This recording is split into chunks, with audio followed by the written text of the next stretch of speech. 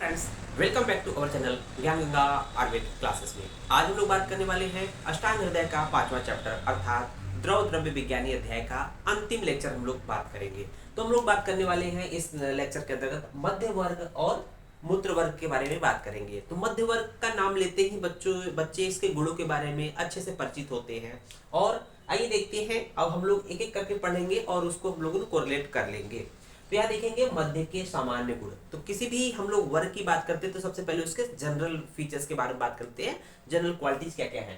देखेंगे मध्य के सामान्य गुण क्या है, पहले पढ़ लेंगे हम लोग। तो दीपनम रोचनम मध्यम तिच उष्णम तिष्टि पुष्टि पुष्टिदम स्वादु तिक्त कटुकम अम्लम पाकरसम सरम सकषायम स्वर आरोग्य प्रतिभा वर्ण कृत लघु नश निद्रा अति निद्रव्यो हितम पित्त पित्त अस्त्र दूषणम कृशस्य स्थूल हितम रुच्छ रुच्छम सूक्ष्मम स्रोतो विशोधनम वात श्लेष्म हरम युक्त्या पीतम विषम अन्यथा युक्त्या पीतम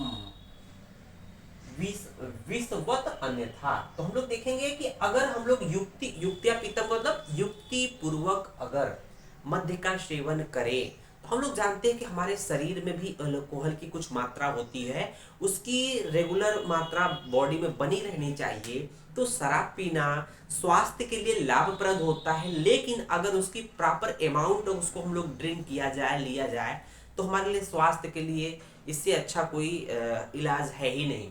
तो कहने का मतलब इसको अगर हम युक्ति पूर्वक मात्रा पूर्वक सेवन करेंगे, नियम पूर्वक सेवन करेंगे, तो ये बिल्कुल दवा है। शराब क्या है? दवा है, मध्य दवा है। अगर इसको युक्ति पूर्वक पिएंगे तो देखेंगे युक्ति पूर्वक जो विधि विधान है, जो नियम कानून है, उस तहत पिएंगे, उतनी मात्रा पिएंगे, तो क्या है, युक्ति पूर्वक पीने से दीप अर्थात अग्नि को बढ़ाने वाला होता है। तो उनको देखेंगे जो नियम पूर्वक इस मध्य का पान करते हैं, उनको भूख बहुत अच्छी लगती है, पाचन बहुत अच्छा होता है। दीपन रोचन भोजन के प्रति रुचि बहुत अच्छी उत्पन्न होती है। मध्यम मध्य जो होता है युक्ति पूर्वक पीने से क्या होता है, अग्निदीपक होता है। रोचनम अर्थात भोजन के प्रति रुचि उत्पन्न होती है। और तीक्ष्ण होता ही है, उष्ण होता ही है। तो हम लोग देखते हैं उष्ण क्यों होता है, क्योंकि उष्ण गुण की वजह से क्या होता है कि जो भी शीत ऋतु में जो हमारे पूरे ब्रह्मांड में जो ठंडे प्रदेश के जो देश होते हैं, जैसे रसिया हो गया, जो ठंडे प्रदेश के जो कंट्री हैं, वहां पर पानी से भी सस्ता ये बियर या मध्य होता है, क्योंकि वहां पर ये एक तरह से याप पे हो जाता है, एक तरह से शरीर के लिए साथ में हो जाता है। वहां पर पानी से भी सस्ता बियर होता है, क्योंकि उसके बिना ये जी नहीं सकते हैं। तो कहने का मतलब कि ये शरीर को बहुत उष्मा देता है, ऊर्जा देता है, गर्मी देता है। उसके बाद तुष्टि, तुष्टि का मतलब तुष्टि है और साथ ही साथ पुष्टि प्रदम। उसके बाद देखेंगे जो मध्य होता है वो क्या होता है, स्वादु ईषत मधुर होता है, ईषत तिक्त रस होता है, ईषत कटु होता है, अम्ल अम्ल पाक रसम, इसका जो विपाक होता है अम्ल होता है, और शर गुड़ का होता है अर्थात रेचक गुड़ का होता है। और साथ ही साथ कषाय अर्थात ईसद कषाय रस भी होते हैं। और साथ ही साथ क्या करता है, शराब या शराब नहीं कहेंगे हम लोग, इसको मदिरा ही कहेंगे, मध्य ही कहेंगे। मद्यपान करने के बाद स्वर, उसका जो स्वर होता है बहुत अच्छा स्वर निकलता है। तो देखते ही हैं आरोग्य अर्थात बहुत जो नियम पूर्वक सेवन करते हैं उनका स्वर अच्छा होता है, आरोग्य अच्छा था, स्वास्थ्य अच्छा होता है। प्रतिभा, प्रतिभा वर्ण और प्रतिभा वर्ण की वृद्धि होती है। तो आपकी प्रतिभा मतलब जो बुद्धि होती है अच्छी निखरती है, और बुद्धि और वर्ण में भी अच्छा निखार आता है। उसके साथ साथ देखेंगे नष्ट निद्रा अंतिम निद्रा हो, जिनकी निद्रा या नींद भाग चुकी है या बहुत ज्यादा नींद आती है, इन दोनों के लिए हितकारी है। नष्ट निद्रा अति निद्रभ्यो हितम अर्थात दोनों तरह के लोग, अर्थात जिनकी निद्रा बिल्कुल नाश हो गई हो, तो इसका मतलब वात का शमन करता है। और अति निद्रभ्यो अर्थात जिनको बहुत नींद आती हो, जिनको कफ का छाटना है, शरीर से कफ को निकालना है, इन दोनों के लिए हितकारी होती है मध्य। उसके बाद देखेंगे पित्त रक्त दूषणम, लेकिन थोड़ा सा क्या करता है, पित्त और रक्त को दूषित करता है, क्योंकि उष्ण होता है ना, गर्म होता है, तो पित्त और रक्त दोनों गर्म होते हैं, उष्ण होते हैं, उनको बढ़ाता है थोड़ा सा। उसको देखेंगे कृशस्य स्थूल हितम, चाहे वो दुबला पतला व्यक्ति हो चाहे स्थूल व्यक्ति हो, दोनों के लिए हितम है, दोनों के लिए हितकारी है। अर्थात ये इसका पान दुबले पतले लोग और मोटे लोग दोनों तरह के लोग कर सकते हैं। दुबले पतले लोग मोटा होने के लिए, मोटे लोग दुबला पतला होने के लिए इसका सेवन करते हैं।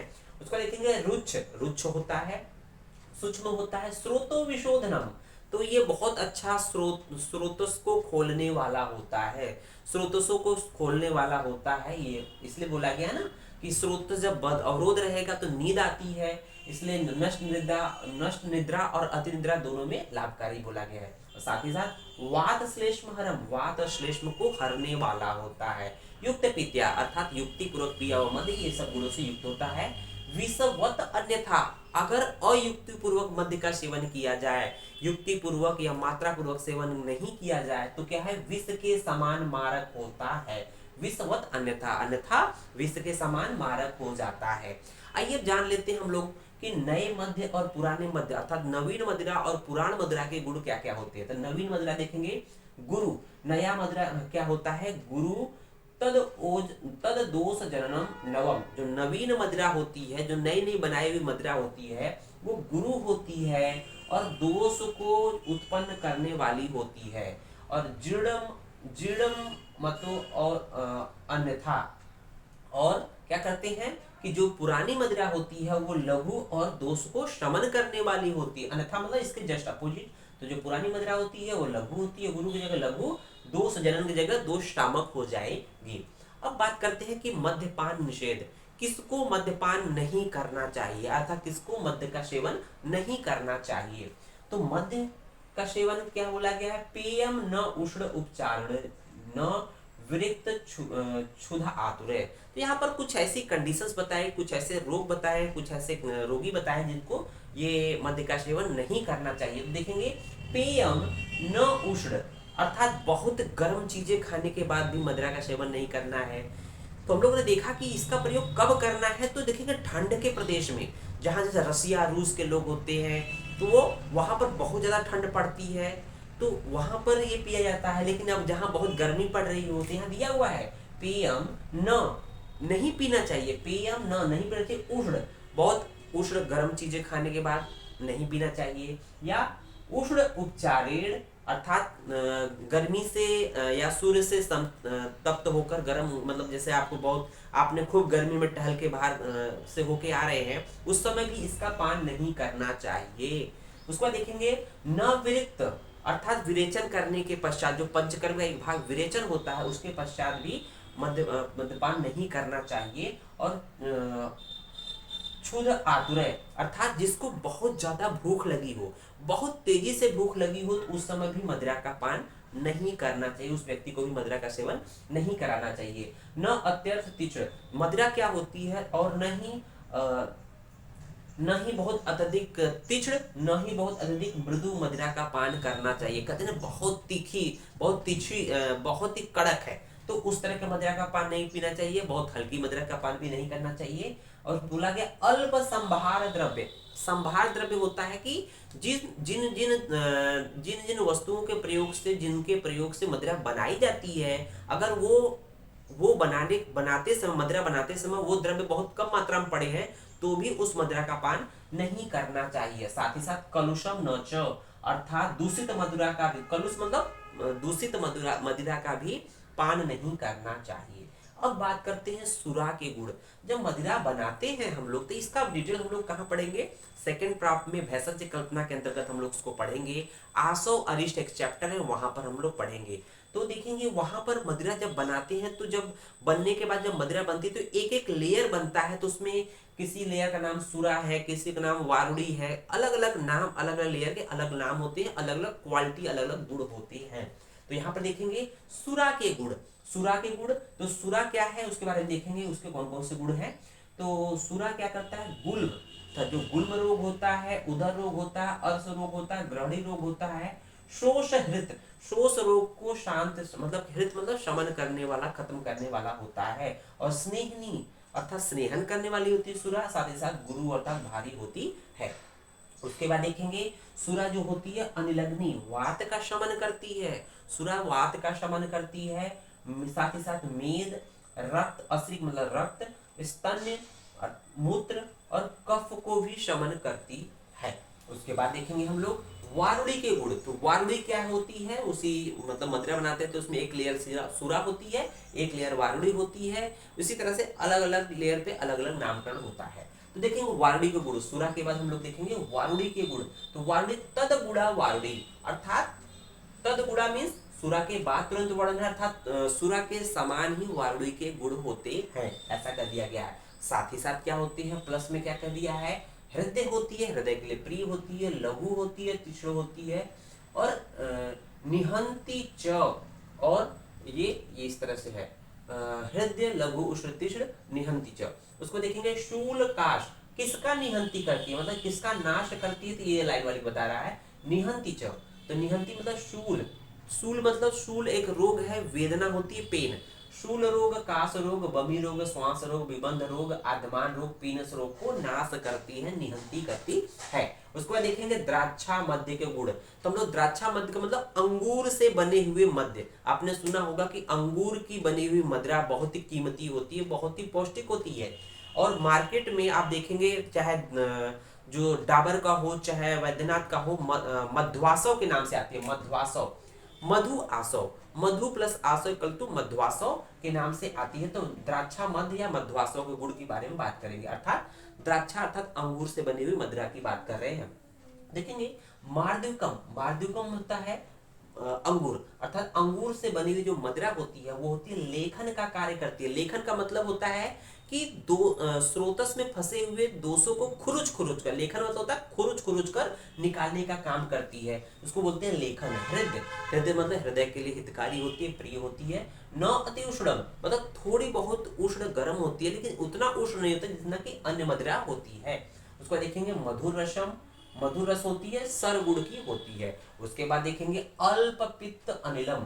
तो अल्प पित्त अनिलम थोड़ी बहुत मात्रा में पित्त और वायु को बढ़ाती है, इसका मतलब जितना अन्य मदिरा बढ़ाती है उतना ये नहीं बढ़ाती है।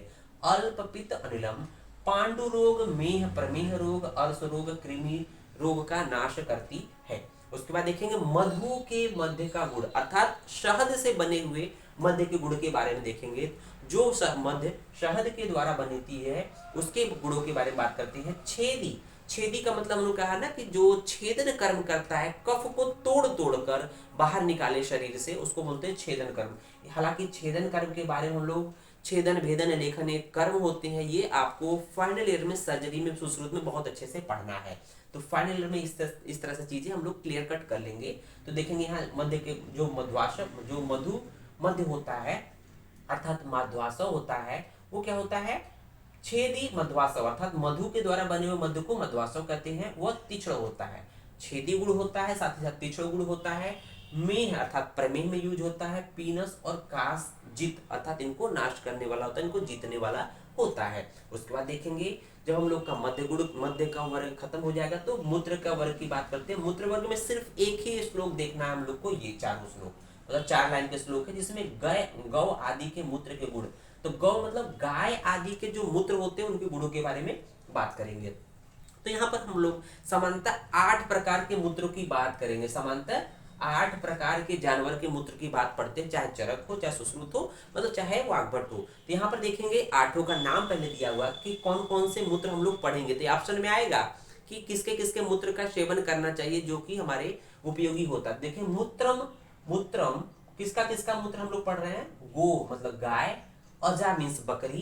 तो पहला हो गया गो, दूसरा हो गया अजा, तीसरा हो गया अवि, अवि मीन्स होता है भेड़, चौथा हो गया महिषी अर्थात भैंस, और पांचवा हो गया गज अर्थात हाथी, और गज, और छठा हो गया अश्व अर्थात घोड़ा, और सातवां हो गया उष्ट्र अर्थात ऊंट, और आठवां हो गया खर अर्थात गधा। तो गधी का जो मूत्र होता है, मतलब गधे का मूत्र होता है, ये 8 जानवरों के मूत्र के बारे में देख रहे हैं। ये जो मूत्र है, ये इन सभी के मूत्र क्या होते हैं, पित्तल होते हैं, पित्त को बढ़ाने वाले होते हैं। पित्तल मतलब पित्त को बढ़ाने वाले होते हैं। साथ ही साथ रुच्छ होते हैं, तीक्ष्ण होते हैं, उष्ण होते हैं। और क्या होते हैं, लवण अनुरस, इनका जो अनुरस होता है वो लवण रस होता है, और कटु रस होता है, जो अनुरस होता है लवण होता है। तो हम लोग रस और अनुरस के बारे में डिटेल हम लोग सेकेंड प्राप्त में पढ़ेंगे। तो इसके लिए देखेंगे कि रस क्या होता है, अनुरस हालांकि फर्स्ट ईयर में भी पढ़ चुके हैं।